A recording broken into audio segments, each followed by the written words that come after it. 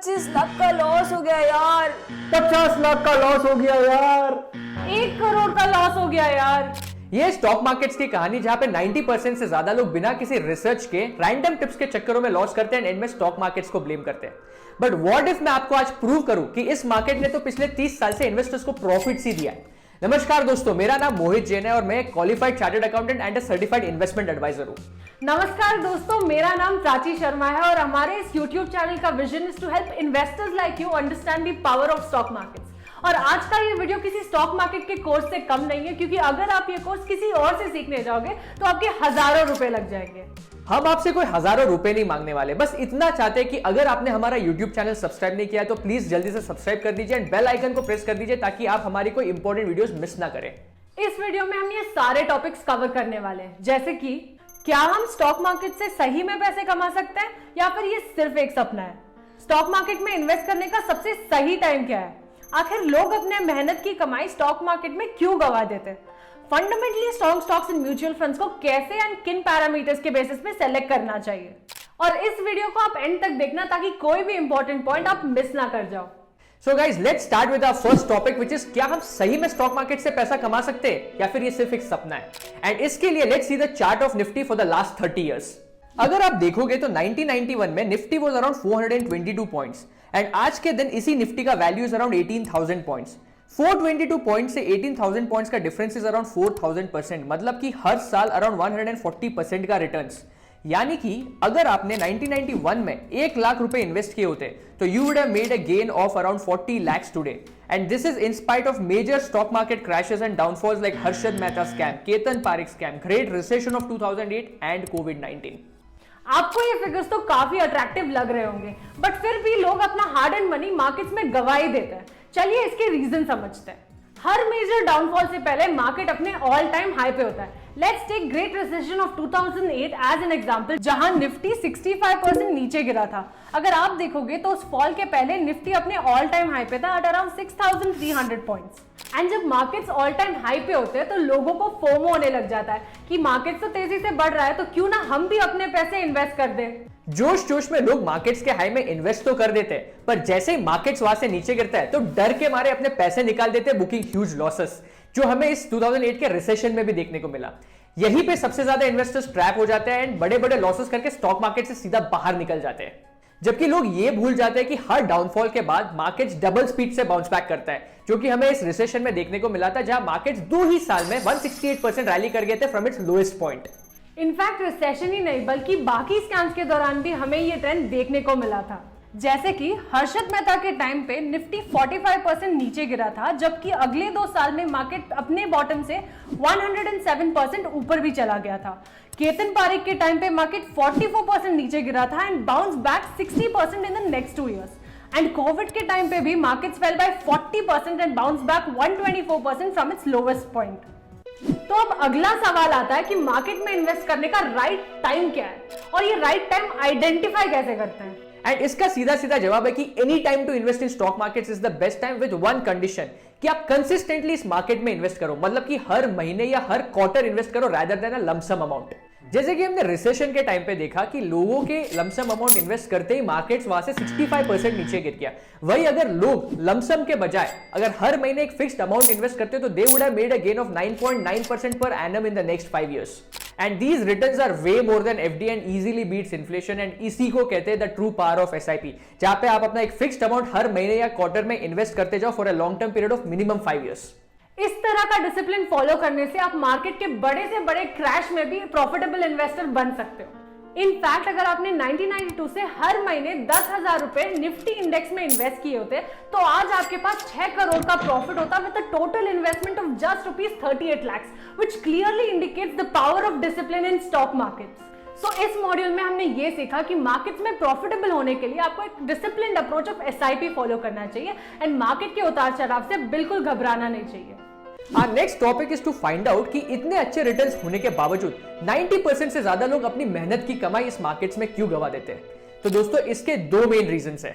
Number 1 है lack of research. ज्यादातर लोग अपने दोस्त या रिलेटिव्स या किसी के भी कहने पे किसी भी स्टॉक में इन्वेस्ट कर देते हैं विदाउट इवन अंडरस्टैंडिंग कि क्या वो स्टॉक फंडामेंटली स्ट्रॉन्ग है भी या नहीं।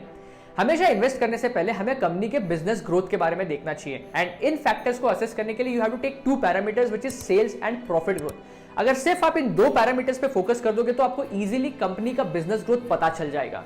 फंडामेंटली स्ट्रॉन्ग स्टॉक्स को आइडेंटिफाई करने का पूरा प्रोसीजर हम आपको थोड़ी देर में इसी वीडियो में बताने वाले हैं। दूसरा रीजन है random tips. I am sure कि आपको कई कंपनी से कॉल्स और मैसेजेस आते होंगे कि हम आपको स्टॉक टिप्स प्रोवाइड करते हैं जिससे आपके पैसे कुछ ही महीनों में डबल हो जाएंगे। एंड जल्दी पैसे कमाने के चक्कर में कई लोग इन टिपर्स की बातों में आके अपने हार्ड एंड मनी गवा देते हैं। आज के दिन ये फ्रॉड टिपिंग करोड़ों का बिजनेस बन चुका है, पर आप इनकी बातों में मत आइएगा। हम आपको बताते हैं कि ये फ्रॉड टिपिंग का बिजनेस कैसे चलता है। लेट अस से कि ये कंपनी 100 लोगों को इनिशियली टारगेट करके फ्री में टिप्स प्रोवाइड करती है। पहले तो इन 100 लोगों को 50-50 के 2 ग्रुप में डिवाइड कर देंगे। अब डिवाइड करने के बाद लेट अस से कि पहले के 50 लोगों को ये एक XYZ कंपनी बाय करने की टिप देंगे एंड बाकी के 50 लोगों को वही सेम XYZ कंपनी सेल करने की टिप देते हैं। अब स्टॉक कोई ना कोई डायरेक्शन में तो जरूर जाएगा। सो लेट्स से कि स्टॉक ऊपर गया तो the 50 people on left will make profit and 50 people on right will make loss. अब ये 50 लोग जिन्होंने लॉस किया है वो तो इस कंपनी पे विश्वास नहीं करेंगे एंड इनकी टिप्स के चक्कर में नहीं फंसेंगे। बट ये जो लेफ्ट वाले 50 लोग हैं ना, इनके लिए तो ये टिप काम कर गई। सो अब ये टिपिंग कंपनीज इन 50 लोगों को 2 ग्रुप में बांट देंगी of 25 each and will give a buy call on ABC company to left 25 people and sell call to 25 people on right. अब लेट्स अस्यूम कि स्टॉक नीचे गिर जाता है तो the people on the right will make money and left will make loss.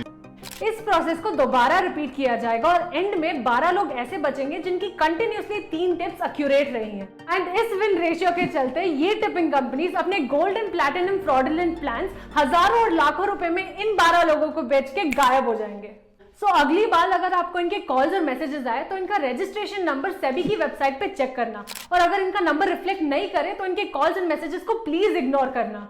Our next topic is asset allocation, मतलब कि आपको कितना पैसा इक्विटी में इन्वेस्ट करना चाहिए और कितना पैसा डेट में। दोस्तों इसका सीधा जवाब है आपके लाइफ साइकिल पे डिपेंड करता है। मतलब कि अगर आप एक यंग सिंगल इन्वेस्टर हो विदाउट एनी डिपेंडेंस देन आप 60 to 80% of your portfolio equity में इन्वेस्ट कर सकते हो एंड 20 to 40% डेट में कर सकते हो। वही अगर आप मैरिड इन्वेस्टर हो with a dependent child then आप अपने पोर्टफोलियो का 50 to 60% इक्विटी में इन्वेस्ट कर सकते हो एंड 40 to 50% डेट में। आप किस कैटेगरी में बिलोंग करते हो will depend upon your life cycle and इसके लिए हमने एक एसेट एलोकेशन टूल बनाया है जहां से आपको सिर्फ कुछ डिटेल सेलेक्ट करना है लाइक क्या आप मैरिड हो, क्या आपके बच्चे हैं, कितने डिपेंडेंट है and after selecting the required fields आपको आपका इन्वेस्टर एट्रीब्यूट एंड एलोकेशन मिल जाएगा। एंड गेस व्हाट, ये टूल आप फ्री में डाउनलोड कर सकते हो from our website under the tool section और इस टूल का लिंक हमने डिस्क्रिप्शन में भी दे दिया है।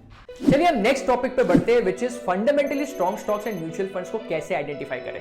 तो पहले अपन स्टॉक्स के बारे में बात करते हैं। आपको क्या लगता है अगर फंडामेंटली स्ट्रॉन्ग स्टॉक्स को सिलेक्ट करना है तो कितने पैरामीटर्स को देखना चाहिए, 10 या 15?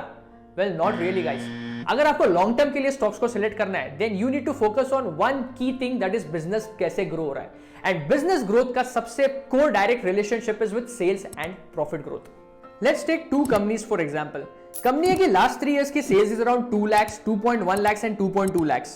एंड कंपनी B की sales is 50,000, 80,000 and 1 lakh in the last 3 years. अब देखने में कंपनी A का सेल्स बड़ा लग रहा है बट ग्रोथ इतनी खास नहीं है, just 5% per annum.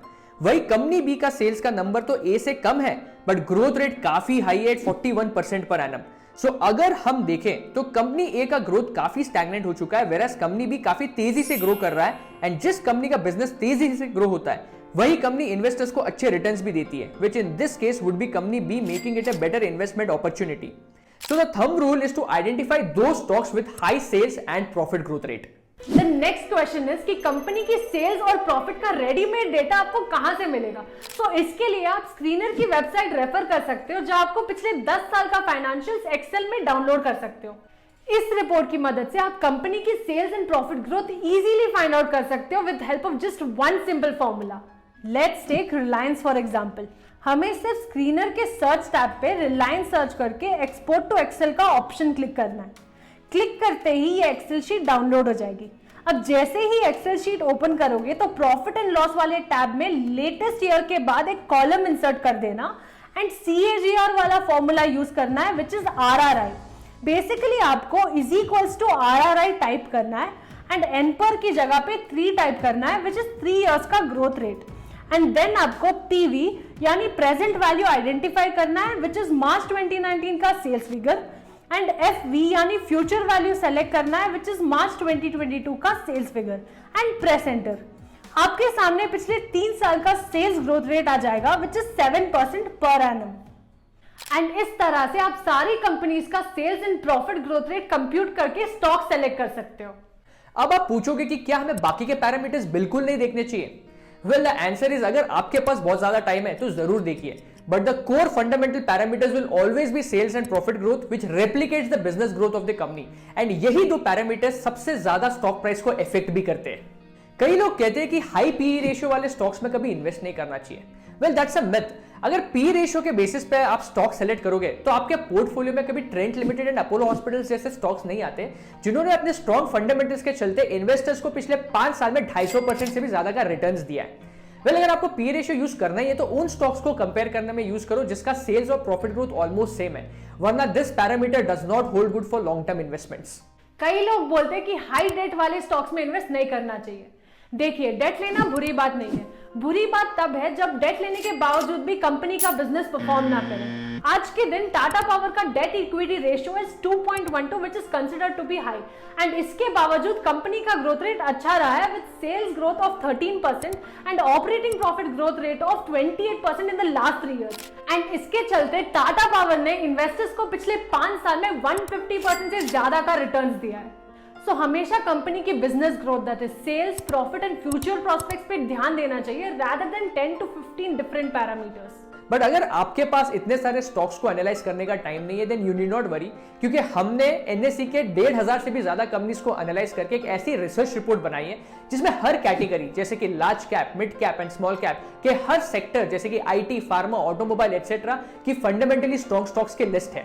We are providing this report only for ₹499 and it is available on our website. इस रिपोर्ट का लिंक भी हमने नीचे डिस्क्रिप्शन में दे दिया है, तो अगर आपके पास एनालिसिस करने का टाइम नहीं है then go ahead and buy that report right now. In fact हम अपने आगे आने वाले वीडियोस में हर सेक्टर के फंडामेंटली स्ट्रॉन्ग स्टॉक्स की लिस्ट डिस्कस करेंगे। तो अगर आपने हमारा चैनल अभी तक सब्सक्राइब नहीं किया तो जल्दी से सब्सक्राइब कर लो एंड बेल आइकन को प्रेस करना ना भूलें ताकि आप हमारी कोई भी इंपॉर्टेंट वीडियोस मिस ना करें। Next topic is selection criteria of top mutual funds. तो दोस्तों, आज के डेट में म्यूचुअल फंड्स के 10 से ज्यादा कैटेगरीज हैं एंड 250 से ज्यादा म्यूचुअल फंड्स हैं। The best way to select a mutual fund is based on 2 criteria. We would suggest first to select those mutual funds with minimum CRISIL ratings of 4 and second is to select mutual funds based on annualized returns of last 5 years. And आप ये दोनों parameters money control की website पे filter करके Excel sheet में download कर सकते हो। आपको सिर्फ मनी कंट्रोल की वेबसाइट पे जाना है, म्यूचुअल फंड्स टैब पे क्लिक करना है। टैब पे क्लिक करते ही नीचे के ऑप्शंस में से म्यूचुअल फंड स्क्रीनर को क्लिक करना है, फिर आपको फिल्टर पे क्लिक करना है and click on fund rank and ratio wherein you can select CRISIL rankings 4 and 5। फिर आपको फंड कैटेगरी में जाके आपके रिक्वायरमेंट के हिसाब से कैटेगरी सेलेक्ट करनी है एंड अप्लाई फिल्टर। नीचे आपके कैटेगरी के सारे म्यूचुअल फंड्स की लिस्ट मिल जाएगी जिससे आप एक्सेल में डाउनलोड कर सकते हो। और अगर आपके पास ये एनालिसिस करने का भी टाइम नहीं है देन डोंट वरी, क्योंकि हमने ये एक्सरसाइज आपके लिए ऑलरेडी कर दी है जहां पे हमने हर कैटेगरी जैसे कि index funds, ETFs, large cap funds, hybrid funds, date funds etcetera के टॉप परफॉर्मिंग म्यूचुअल फंड्स की लिस्ट बना दी है जिसको आप हमारे वेबसाइट से फ्री में व्यू कर सकते हो। इनफैक्ट इस रिपोर्ट का लिंक भी हमने नीचे डिस्क्रिप्शन में दे दिया है, so go ahead and view this report right now. And हमेशा याद रखना कि आप डायरेक्ट म्यूचुअल फंड्स में इन्वेस्ट कर रहे हैं ताकि आपको कम एक्सपेंस रेशियो लगे when compare to regular mutual funds. उम्मीद है दोस्तों कि स्टॉक मार्केट रिलेटेड आपके काफी सारे डाउट हमने क्लियर कर दिए होंगे। एंड जाते जाते if you like the content then please share this video with your friends and comment section में जरूर बताइए कि आपको किस सेक्टर के टॉप स्टॉक्स जानने हैं और हमारी अगली वीडियो उसी पर होगी। So till then take care and see you in our next video.